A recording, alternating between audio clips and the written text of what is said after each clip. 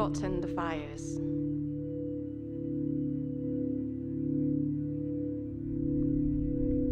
Have you forgotten the fires? The fires remember.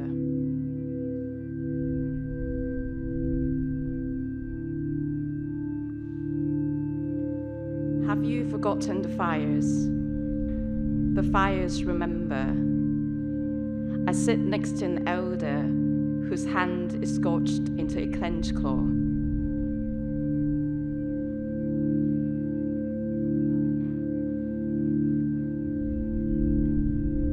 Have you forgotten the fires? The fires remember. I sit next to an elder whose hand is scorched into a clenched claw. She says, "Flames do not cast shadows."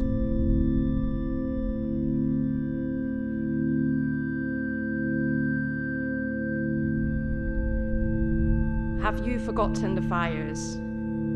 The fires remember. I sit next to an elder whose hand is scorched into a clenched claw.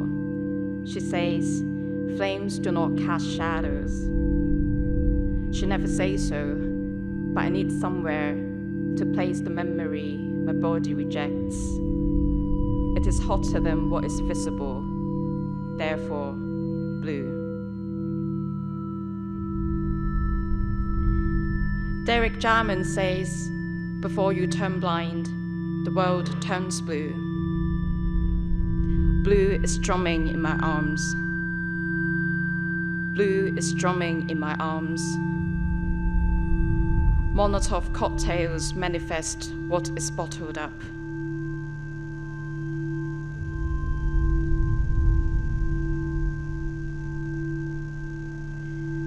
I prefer confrontation to catharsis. What could be to what is. Experience to nostalgia.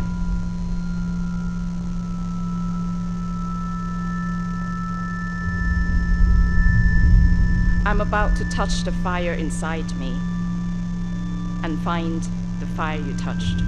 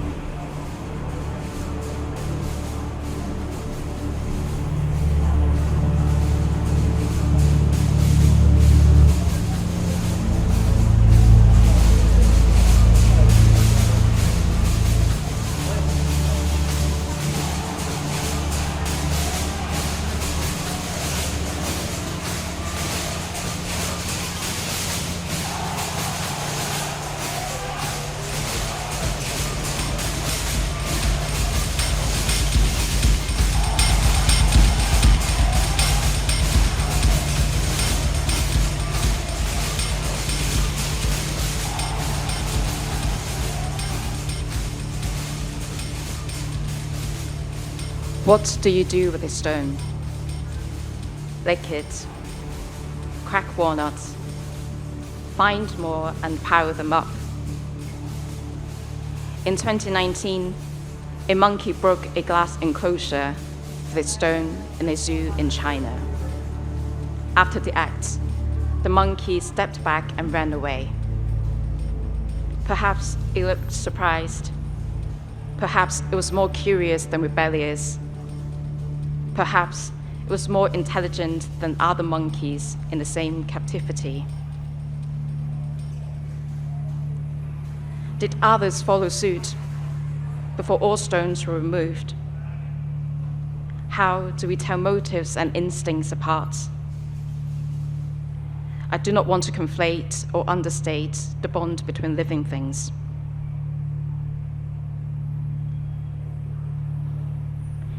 In 2019, glass shards sparkled along road cracks in Hong Kong after a protester fell to death.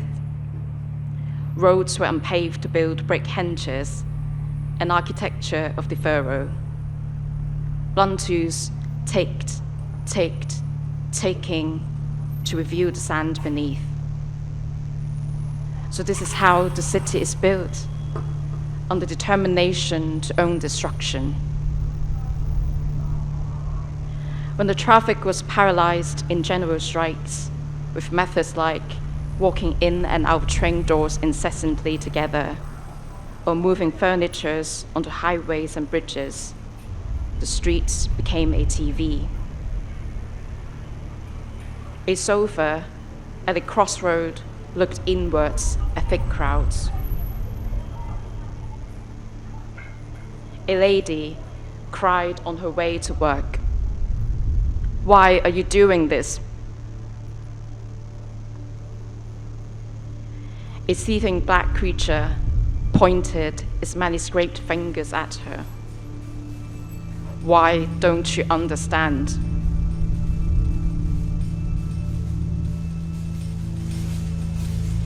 A protester came forward to lead the lady away.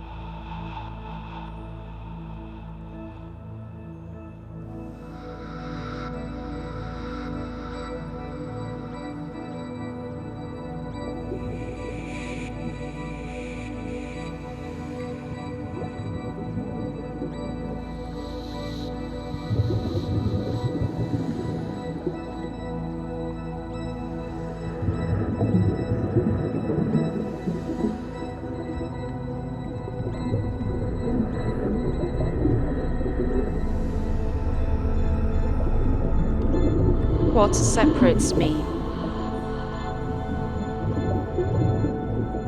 1. I do not know the right place. I do not know the right time. But everywhere we touch is a door.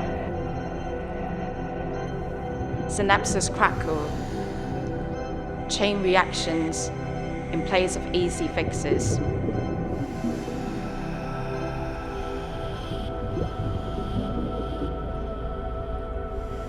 When it floods, I need to know who work neck deep in musky waters, who are thanked without proper payments, who take risks to ensure my safety, who search for the missing, who get to stay dry.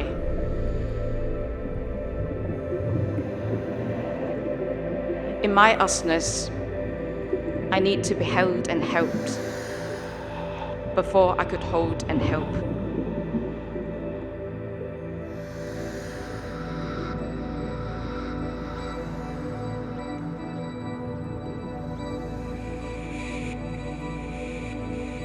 Two. What separates me from the floods in Spain, Turkey, Greece, Japan, Brazil, Libya, Bulgaria, Glasgow.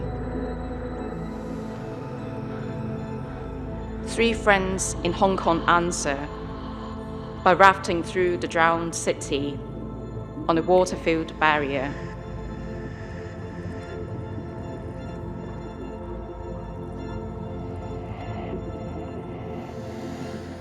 In the tragic comic of progress, may you overflow, may you overthrow, may barriers be boys.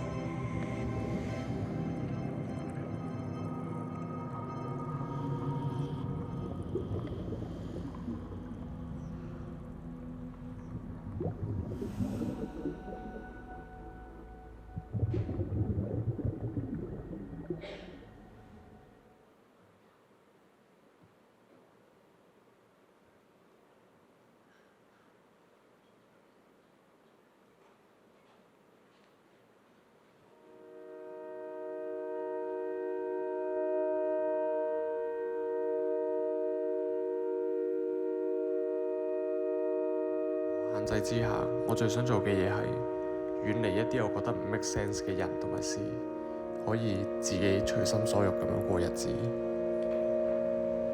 喺冇任何限制下，最想攞住一串串鎖匙，開晒監獄裡面嘅門。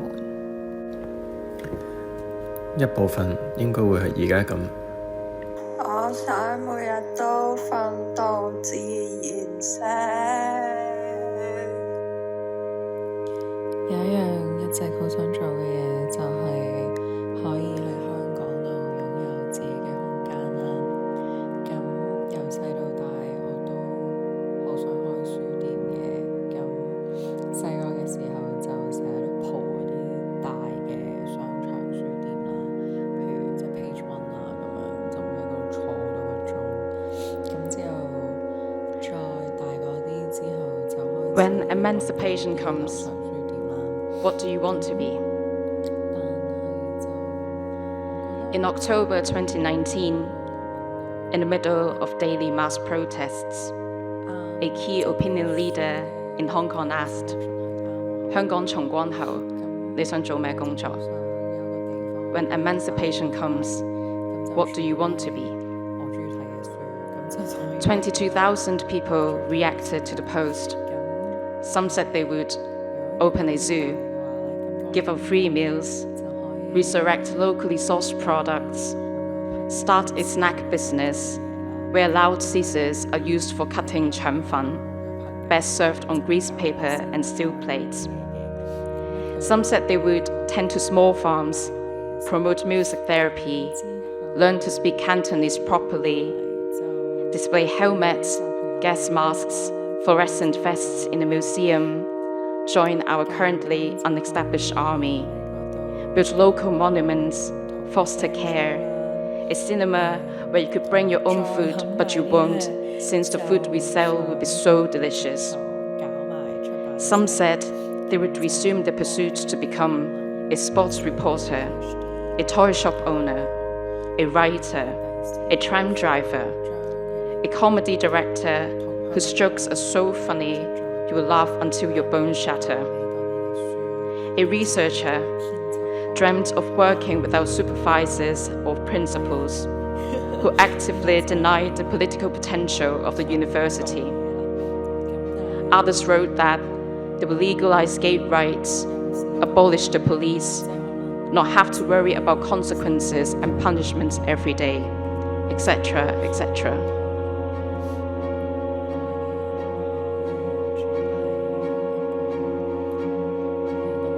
In this abridged encyclopedia of dreams, some commented that we should translate this post to make our struggles known to an international audience. I do not think turning the organic responses into stage propaganda serves the same purpose. Some expressed something more metaphorical. Our dreams make home.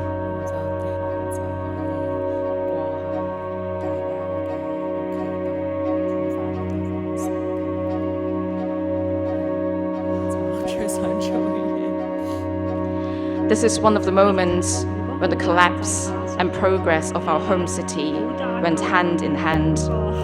Strangers connected with each other as a multidimensional person rather than a head count at protest sites. Instead of fighting against a common enemy, we were fighting for a new way of living. We expanded from a single-issue protest to a broader movement that aimed to transform our everyday life. We were looking forward to a kind of joy that is both public and personal.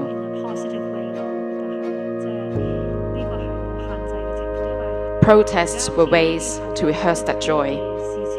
In August 2019, a student union leader was arrested for possessing 10 laser pointers, which were a common tool to distract police during protests.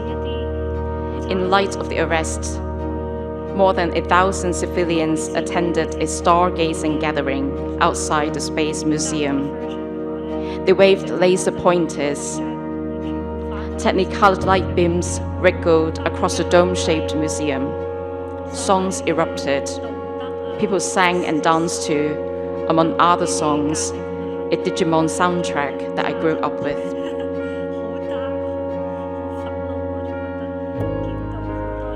The Japanese anime's lyrics played a part in the Umbrella Revolution too. 5 years ago, in September 2014, tens of thousands demanded true universal suffrage, occupying several districts across the city and paralyzing businesses and traffic. I recall how back then, some protesters were condemned by others for having hot pot or playing mahjong in occupied areas. These activities were regarded as dangerous or carnivalized, while mobile classrooms and the like received praise.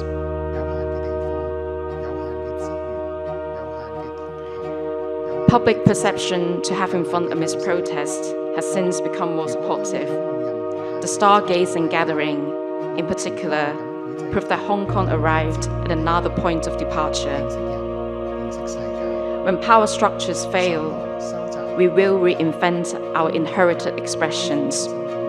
We will carve space for each other to react and respond to emergencies. We will come together to honor a vision. Emancipation is not happily ever after. The political is the daily. The daily is the political. The work never ends. Now, what do you want to be?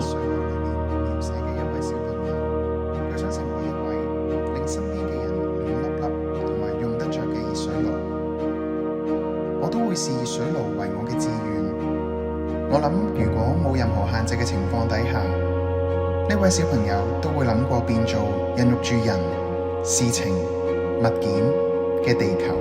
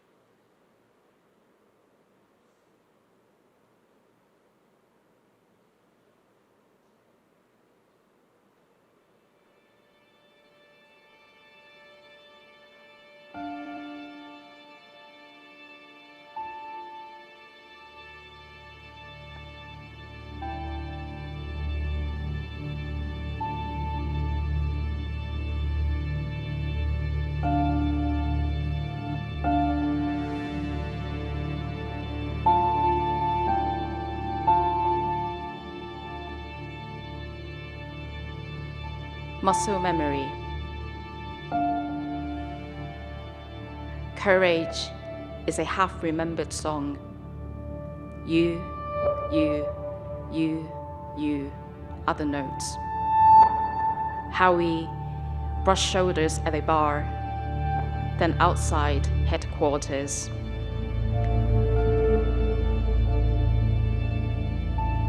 How you care enough to say hi, briefly taking off your mask.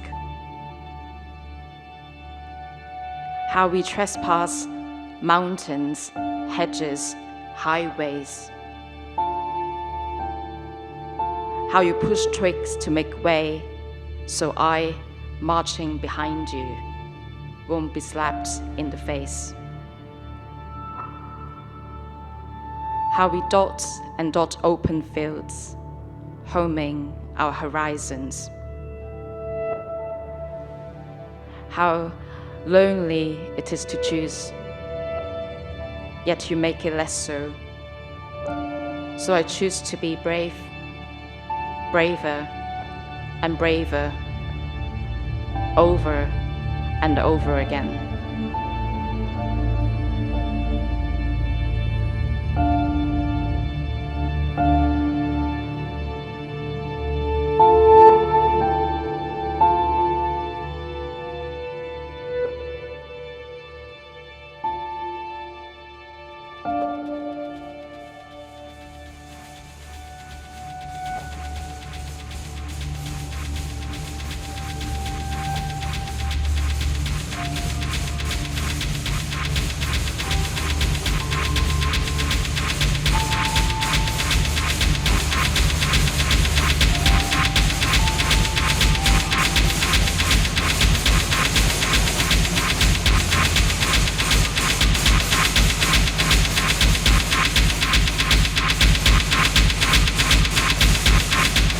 An apology.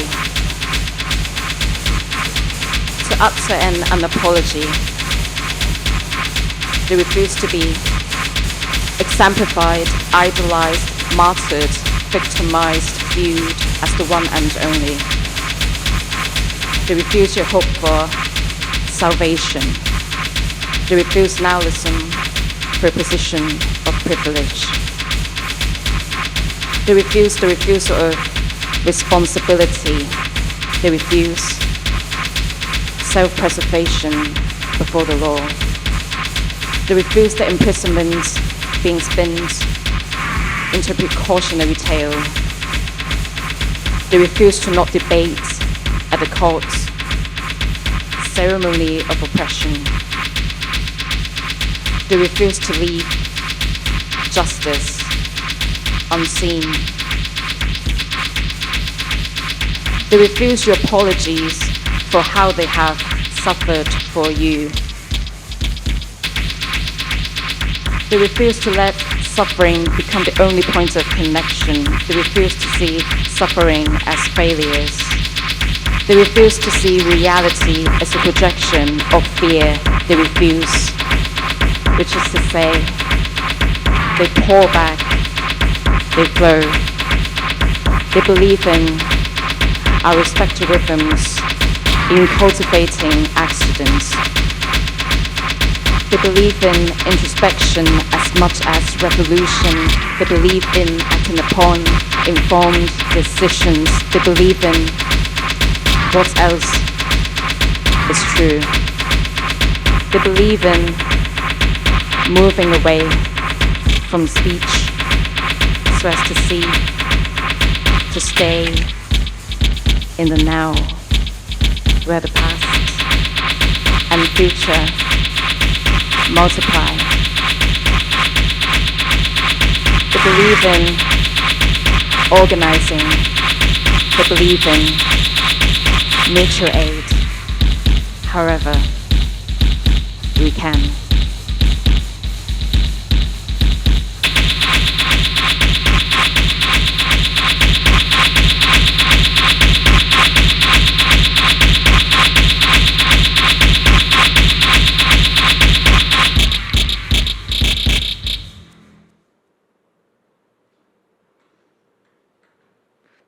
That's done. Thank you.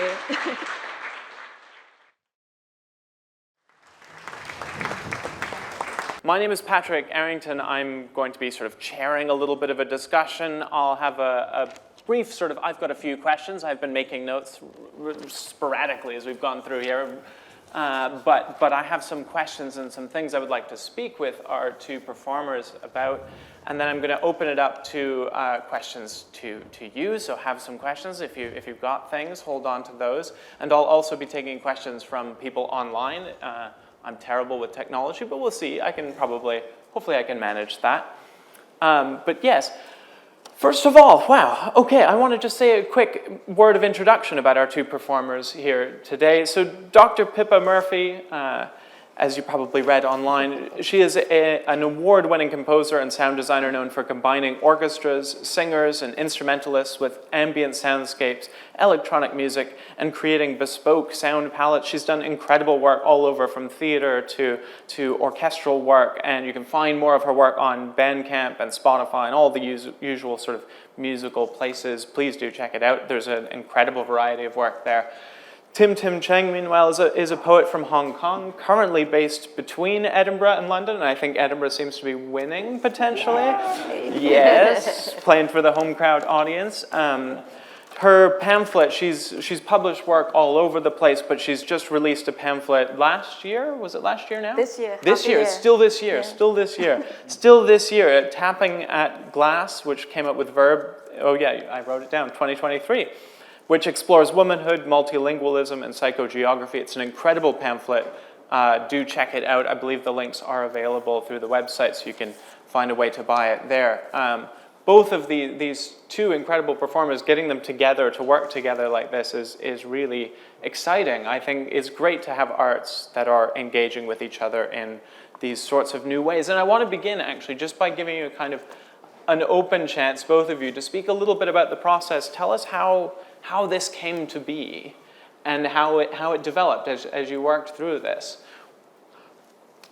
Over to you. Well, it started, I think, Giannis, who's here, put the two of us together, didn't he, and asked us to do this event. And from there, I think, we started talking about different sort of themes, ideas, and then really it was kind of, you did some really good prep work and we got to know each other and we started this sort of collaborative journey of sharing ideas, sharing sketches, and here we are today, basically. Yeah. So I remember looking at each other's websites and we didn't hate each other, so that's a good start.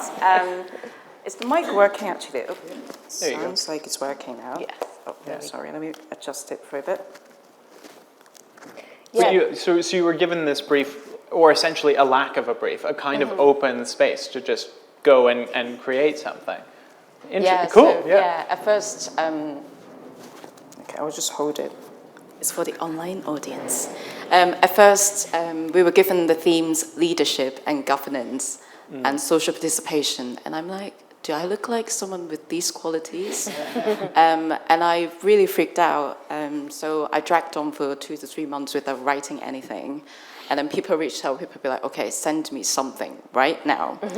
And so I did. And she invited me to her lovely place, and we chatted over nice tea, and we looked out. It was sunny that day.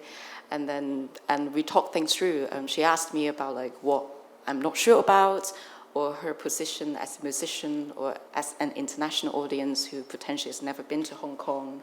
So it's quite nice to feel protected and guided along the way. Yeah. Yeah, was Hong Kong always part of it? That was going to be that was part of the basis for it, or did that emerge in your conversations? Was that? I think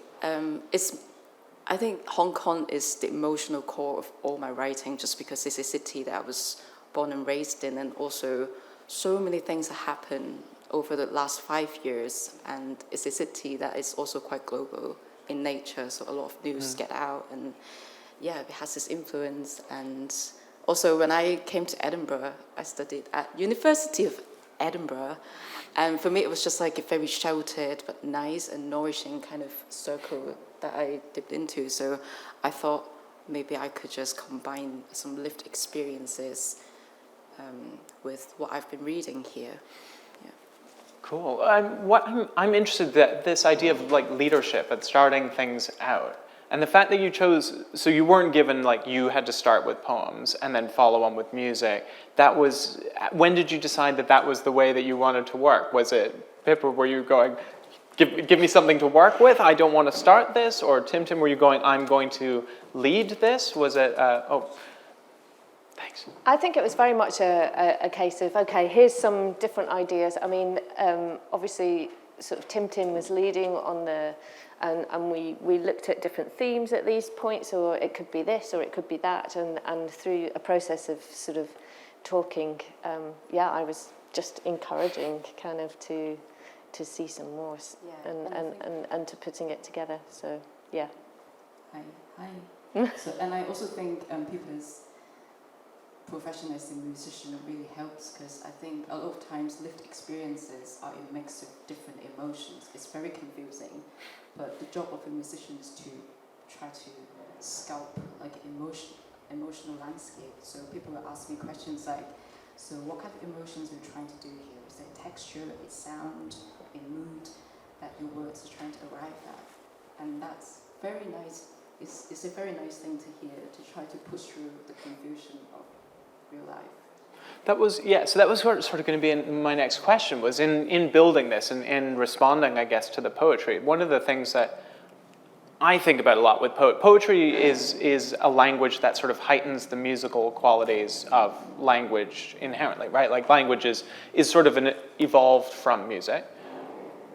But then poetry is that kind of way of heightening that old and reminding us of that old evolution.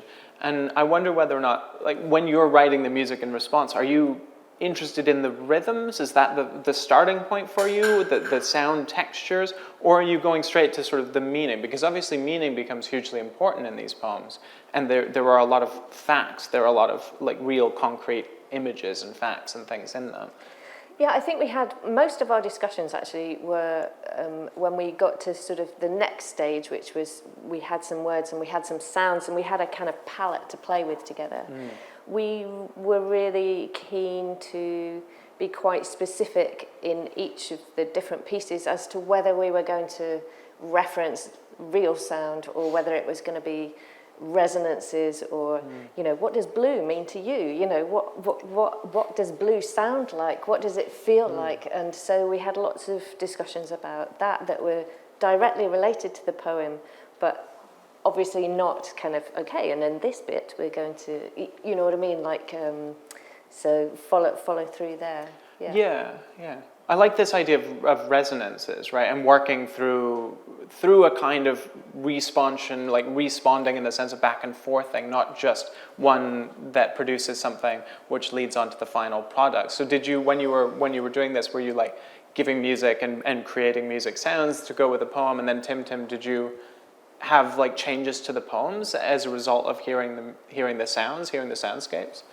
Yeah, so I think it could be ADHD or it's just reality is quite dense. So I tend to just give a lot of information in poems and I tend not to give things a lot of pauses. But Pippa was just like, okay, think of where you want to pause things so the audience could be let in.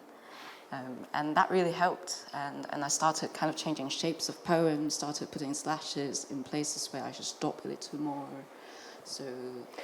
Yeah, and it was more of a sort of, here we are, we have this opportunity, it's like a musical poetry sort of thing, so we have space. And it was more a case of, actually, I really want to sit with that thought for a little bit longer, which I think when you have music with poetry or with theatre, or it just allows you to sort of sink it in a little bit more, and so we talked about what were those kind of moments and where would we want to sort of allow that, where the repeated words might go, how we pick up the rhythms, or whether we're going to go sort of not anti-score them but not interfere with the rhythm of the poetry as well. So lots of discussions about structure and resonance and intent and pacing as well. So. Yeah, of course, and then it would change in performance as well, right? So this is, I think, it's a really interesting thing that you chose to do this as a live performance rather than something that,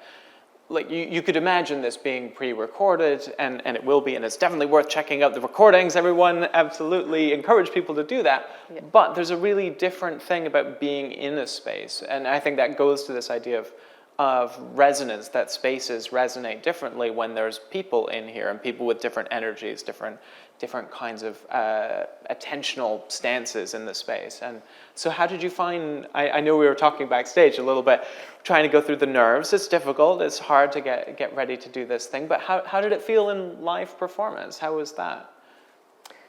Tintin, you go first. Well, How did you feel? I hope you didn't see me shake, because I'm massively shaking. It was phenomenally confident. I couldn't tell. It looked very, very it's confident. It's so nice to just see real people, because the pandemic really took away lots of opportunities. And I know to be able to look at people in the eyes is a privilege. It takes a lot.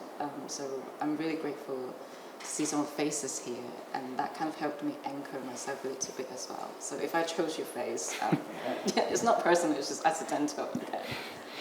Oh, it was lovely. There was a lovely moment. So sometimes I know when you're going to pause, and then other time, and that's the flow of every time we perform it. It's slightly different, and that's what's wonderful, like you say, about doing live performance. But there was a lovely moment on the memory, and you, listening to your friends, and So you was changed, nice. like there were things that sort of slightly I just gave changed. it a little bit more spec, because I could just see, actually, there were moments.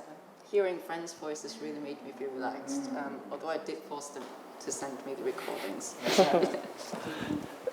So I think for me this question of resonance is really interesting when it comes to ideas of like progress, because progress we tend to think of as being so linear, right? We tend to think of clarity in this sense of like straight lines through things, rather than clarity as in like going back to the root of like clarion or declare, right? With that very sonic kind of shape, which isn't necessarily linear and doesn't lead to futures in a sort of traditional straight line sense. And I wonder how you were thinking about futurity. I have so many thoughts about the ways that you're talking about the future, that you're constructing or imagining possible futures in all of these poems. But I wonder for you whether you'd felt like that that the construction of the piece itself changed or affected how you were thinking about this brief around like leadership and futureness or futurity.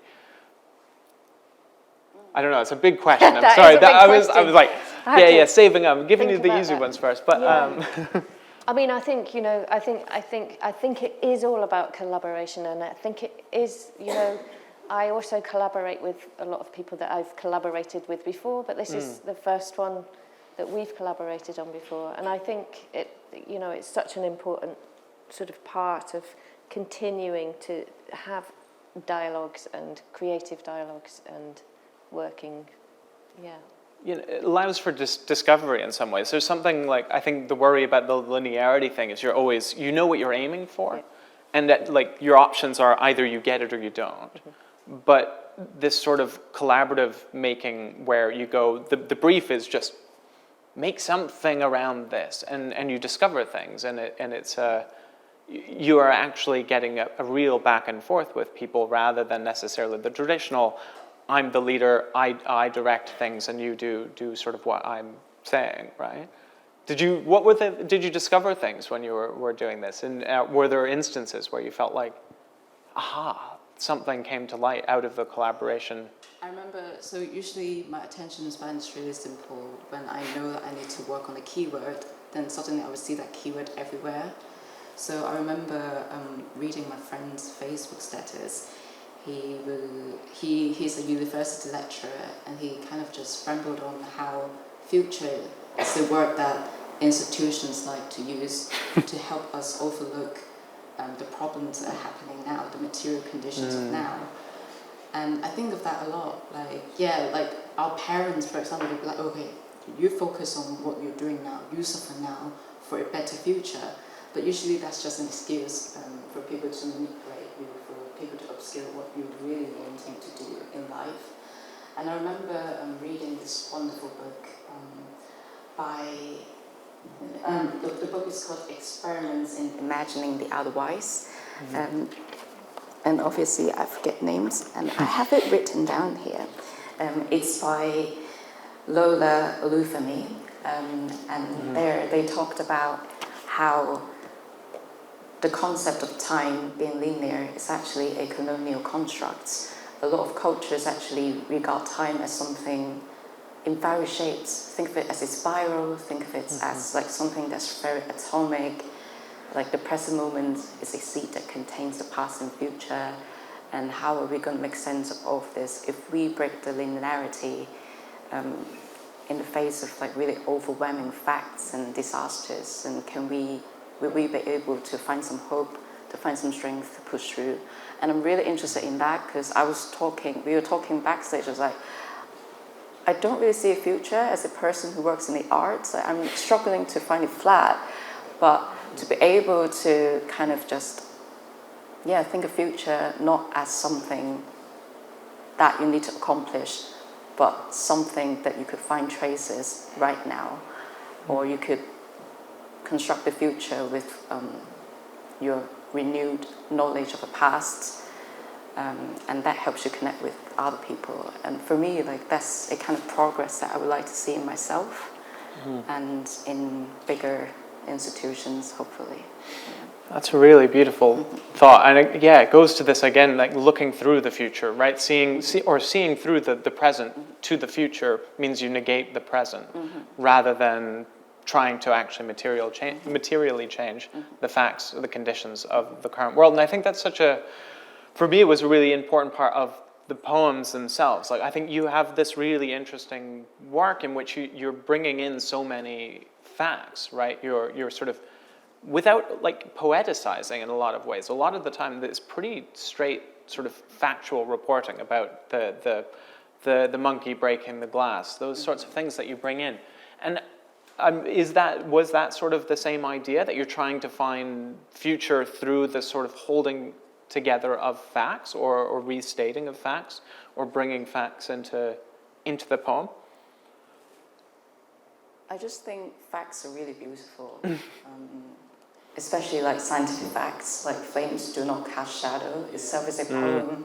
I'm not creating anything. It's just, and I'm interested in this because I think a lot of times politicians, they would try to beautify the language to convince you to do things.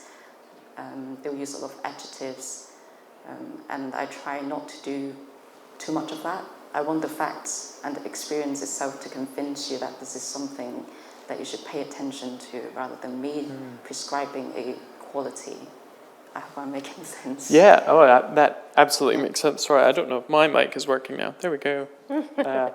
Having fun with the technology. I think that certainly makes sense to me. But then at the same time, you have these kinds of transformations of facts, or even like a looking to a kind of other fact. I'm thinking of like that line, like, "May barriers be buoys." Like this idea of like imagining things, facts as they are, but as otherwise at the same time. I haven't quite figured out how to relate those two, and I think that's sort of the wonderful thing about poetry and about resonance, is this possibility of existing, both like that these are barriers, and to imagine them otherwise is not to necessarily say that to negate the facts of them. Yeah, but I think it's quite interesting because the revolution that took place in Hong Kong 5 years ago, we always chanted the slogan "Be water," which is a saying popularized by a martial art film star, Bruce Lee. And later on, people tried to name it Water Revolution, but it didn't really quite work. And it's really funny because since then, for some reason, I started paying attention to lots of like water news. So in the same year, China, there's a massive flooding in China, and you get to see people's reaction, like, should we sympathize with the dead in China when seemingly we are trying to fight against Chinese influence? And this year, it's our turn to flood. And seeing people using water-filled barriers, which were essentially a tool for construction sites or governments to block people out, to see people dismantling that and to use that tool to save each other, to get through a drowned cityscape, that really struck me as like, it's quite, I'm not saying that if we are creative individually we could solve big problems like right now or right away, But I'm seeing some potential in that creativity. If we could make use of what we have right now to try to solve problems for each other, can we use that same mindset in bigger situations to try to advocate for structural change? But I didn't bring that in the poem because that feels like a government proposal instead of a poem. Yeah, that's a factor we don't want to touch. They leave those governmental facts, shall we say, alone. Yeah, it really is. It ends up being almost a kind of translation, and I think there's this interesting danger in translation that I think you're talking about in some ways about the way of talking about Hong Kong in a context in which most of us have not experienced it, don't know it, and the risk of bringing that across is that you kind of do damage to it. And something that struck me is at the end of, not the last poem, but the one before, this idea of ongoing work, that this is something that can continue forever. And I think what I've always liked about translations is this idea that we get away from the original text, right? We're obsessed with this idea of the original, but translations you can retranslate. And there's never necessarily a sense that this is the original translation. There's always, you can retranslate it, someone else can retranslate it. It's an ever ongoing, iterable process that can repeat itself. And I wonder whether that sense of continually renewing or redoing and having to do the work of it, and it's a lot of work, but having to do that forever or continuing to do that work, is that, I don't know if that is sort of something that's going on in the back of your work, but also I see it as potentially something that you could argue is going on in this process itself, that chances are you would, if you did this performance again, you would have to retranslate it of sorts for a new audience, and it would become a new thing every time. And it's work to do it. I know that it's hard to go through this and to recite those poems, to do the music together, but do you see collaboration as pointing to a futurity that isn't this easy solution of going, solved it, right, done, we've got the future fixed now, but it's more of it's more open to possibility, I suppose, but it's also more in the moment. And it's really interesting, this idea of the future and in the moment. I felt so in the moment then. And I really enjoy how this morning you brought to the idea that for the last tune, we could, you would try to improvise, you could try to change the texture of the same beat.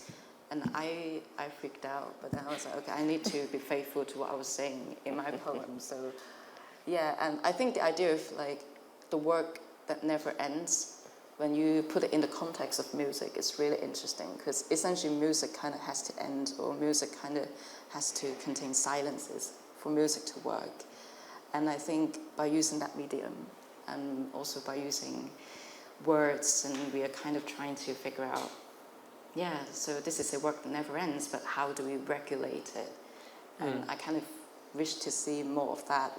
For me, it's just a practice of how that regulation, how that kind of sense of experiment, I'm practicing it with this performance, and I wonder how I could apply it to actual daily life, right? When I see a stranger, when I see somebody cross the road and they need help, can I apply that as well? And a lot of it is about trust. We had to get to know each other through our work, through our chats, through going out for coffee, for having lunch.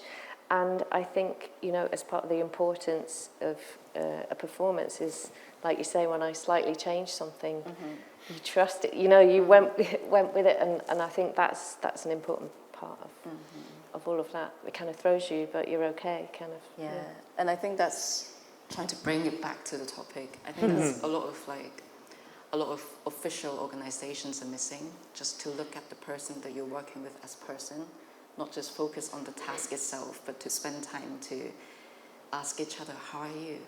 What's going on in your life? You're hanging out with your son tomorrow, so can we talk, Yeah, and something that I think we missed a lot during COVID was actually these interstitial experiences that are not use-oriented, not necessarily useful, but those moments where you meet in the hall and you go, hey, how's it going? Those kind of almost resonant sort of experiences of that's where, it's not linear, it's not about using it, it's not about it necessarily doing something, but it does, and it's crucial. I'm going to open the floor up now to some people in the audience. Also, I should note that for those of you, anyone who's tuning in online, there is a space online so you can put questions in the chat box. There is, I think, a roving mic, but it may be that one, so we might have to do a little bit of like running and juggling. I promised I wouldn't do juggling in the middle. I may have to. Oh, we've got a second mic. We're all good. All right. Great. Are there any questions here in the room just now? Anything that's coming to your mind? Things that are bubbling that you'd like to ask our two performers here? I'll see if I've got anything. Start out with that, because I'll have to figure out whether there's anyone in here who's got a question as well. But are there any questions in the room? Yes, please. I was curious about the last piece in particular, just because I noticed it seemed more like overtly rhythmical. I was just vaguely curious as to,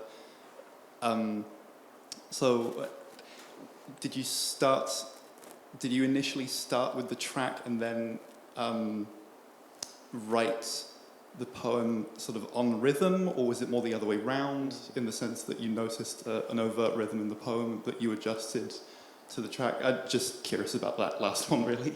That's a great question. Yeah, thank you. Well, I think I'll take the microphone because I think that's an issue. Very good question. I think Tim read me the poem on apology, and I think we both sort of saw the potential of something that was a bit in your face and very rhythmic, and we started a few practices, didn't we, with just a beat, and I think it developed from there. And then, yeah, that was one of the ones that you adjusted the most, wasn't it? So, yeah, that was an apology. Yep. Yeah. And also the source materials for the last piece are actually some publicized letters from the prisons in Hong Kong. And also contain some fragments that I read in a book called Mutual Aid by Dean Spade. So the book kind of touched on how I think it was the start of 2020, because in 2019 we witnessed a lot of global protests all over the world, all of a sudden right before COVID. And then when COVID hit, a lot of the protests died down, and a lot of governments were trying to use COVID measures to kind of doubly oppress the protests as well. And that book was sort of writing to that background of like how people could start, if oppression is coming from top down level, how can I do like a bottom up sort of resistance to help each other. And it was a really fun book because as much as I'm very Hong Kong centric, the book kind of mentioned how at the start of COVID, Hong Kong was actually one of the last cities who could defend ourselves against COVID, just because we're so afraid that we won't be able to take to the streets. So all of us just wore masks, sanitizers, everything ready. So it was quite fun to just sort of looking at your home city as an example in a book that you did not expect. And I think for me, using letters from the prisons back home is also a way for me to kind of remember the lessons that I want to learn. So when I was practicing to the beats that Pippa made, I was also reciting those fragments like a mantra to myself, because let's be real, suffering isn't really fun. But when someone who's in prison is telling you that, you know what, you can look at suffering from another way, then I think that's the vision that I'm trying to kind of instill in myself through the recitation and the music as well. Mm. It's a phenomenal way to end the series as well. I think this idea of like bringing where the music and the poetry sort of complement each other, sometimes respond to each other, but suddenly in that final one, as you point out, I think, right, like that they really come together. There's also the polyvocality of that section. It's a really, did you know that was going to be where it would end with that piece, or did it emerge? it emerged, and then we knew that was... And then you knew when you found it, yeah. Yeah. That's really wonderful. I've got a question here online from someone, from Jane, who's got a big question for you. So this is going to be a tricky one. She asks, what do you see as the power of the artist today in this age of post-truth, division, and war? Is art just a commodity, I guess? Or is it doing something more? Yeah. That's a big question. Big question. Oh yeah, they're coming hard from online. Well, I think it's really important to engage in dialogue and to share ideas and to discuss and to present and to collaborate and to be together and share something, and that's what I think. So I absolutely believe that there is a place for art, and I know that children and young people find their voices often through being able to access other people that don't necessarily conform, in inverted commas, and I think art gives people the confidence, and I truly think it's a very important part of life to question and to share and to, Very well said, yes. I was thinking of how, for me, post-truth is kind of like a product from the internet, and the internet is kind of separating us from real life experiences almost. It's always mediated, and I was thinking of how when art really works for me, art kind of connects my senses to the world again. And I remember just being very emotional after reading more poetry or using music to help me negotiate feelings I was trying to suppress. And of course, you can argue that music is a commodity because you need different outlets. And the fact that we are sitting here, we are contracted to do a thing for the Future Institute, yes, it's commodity. But at the same time, I think being commodified could be a way to help you reach people who are in the market that you might not expect. So I would say it really depends on how you're using it. But for me, it's really important that the art is speaking from a place of authenticity and realness. This has to be real to the artist, otherwise I'm not interested. But it could just be a personal preference. I need to know that this is the embodied experience of a person.